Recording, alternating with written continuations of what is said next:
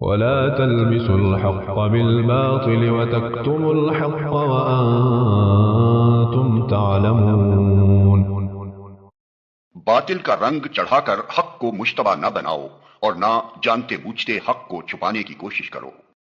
اس آیت کو سمجھنے کے لیے یہ بات پیش نظر رہنی چاہیے کہ اہل عرب بالعموم ناخواندہ لوگ تھے، اور ان کے مقابلے میں یہودیوں کے اندر ویسے بھی تعلیم کا چرچا زیادہ تھا، اور انفرادی طور پر ان میں ایسے ایسے جلیل القدر عالم پائے جاتے تھے جن کی شہرت عرب کے باہر تک پہنچی ہوئی تھی۔ اس وجہ سے عربوں پر یہودیوں کا علمی رعب بہت زیادہ تھا۔ پھر ان کے علماء اور مشائخ نے اپنے مذہبی درباروں کی ظاہری شان جما کر اور اپنی جھاڑ پھونک اور تعویذ گنڈوں کا کاروبار چلا کر اس رعب کو اور بھی زیادہ گہرا اور وسیع کر دیا تھا۔ خصوصیت کے ساتھ اہل مدینہ ان سے بے حد مرعوب تھے، کیونکہ ان کے آس پاس بڑے بڑے یہودی قبائل آباد تھے۔ رات دن کا ان سے میل جول تھا، اور اس میل جول میں وہ ان سے اسی طرح شدت کے ساتھ متاثر تھے جس طرح ایک ان پڑھ آبادی زیادہ تعلیم یافتہ، زیادہ متمدن اور زیادہ نمایاں مذہبی تشخص رکھنے والے ہمسایوں سے متاثر ہوا کرتی ہے۔ ان حالات میں جب نبی صلی اللہ علیہ وسلم نے اپنے آپ کو نبی کی حیثیت سے پیش کیا اور لوگوں کو اسلام کی طرف دعوت دینی شروع کی، تو قدرتی بات تھی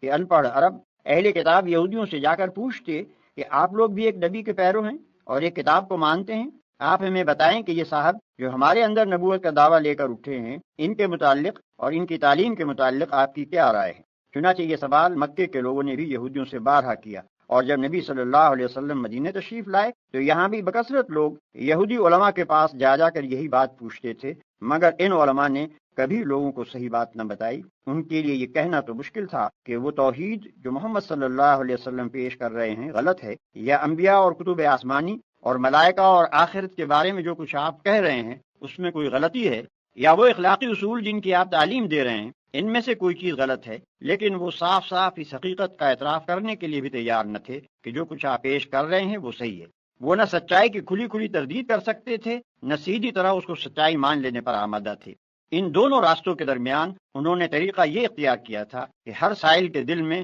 نبی صلی اللہ علیہ وسلم کے خلاف، آپ کی جماعت کے خلاف اور آپ کے مشن کے خلاف کوئی نہ کوئی وسوسہ ڈال دیتے تھے، کوئی الزام آپ پر چسپاں کر دیتے تھے، کوئی ایسا شوشہ چھوڑ دیتے تھے جس سے لوگ شکوک و شبہات میں پڑ جائیں، اور طرح طرح کے الجھن میں ڈالنے والے سوالات چھیڑ دیتے تھے تاکہ لوگ ان میں خود بھی الجھیں اور نبی صلی اللہ علیہ وسلم اور آپ کے پیرووں کو بھی الجھانے کی کوشش کریں۔ ان کا یہی رویہ تھا جس کی بنا پر ان سے فرمایا جا رہا ہے کہ حق پر باطل کے پردے نہ ڈالو، اپنے جھوٹے پروپیگنڈے اور شریرانہ شبہات و اعتراضات سے حق کو دبانے اور چھپانے کی کوشش نہ کرو، اور حق و باطل کو خلط ملط کر کے دنیا کو دھوکہ نہ دو۔